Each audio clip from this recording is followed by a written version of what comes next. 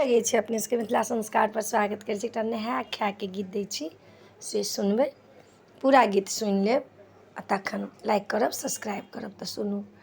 तो गंगा नहाए जइहे जितवांगन ओहि ठामने छौ हुनका करुणा क बजबिहे हुनका आसन द क बैसबिहे।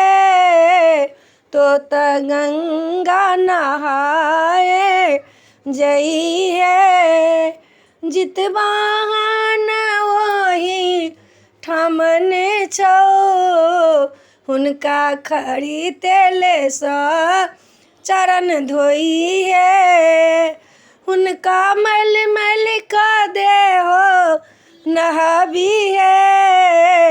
तो गंगा में जइहे गे बहिना जितवाहन ओहि ठामने छौ हुनका देह के नीक सँ पोछिहे हुनका करुणा कए क बजबिहे हुनका अंगना में तोहू बजबिहे हुनका चूड़ा दही भोजन करबिहे।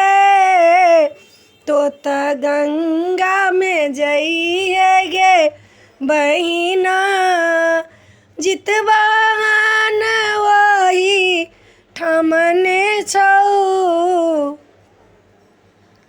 वीडियो में आहे अपना सबके नीक लागत चैनल सब्सक्राइब करब लाइक करब कहऽ के नहीं बिसरब। जय मिथिला जय माता जी।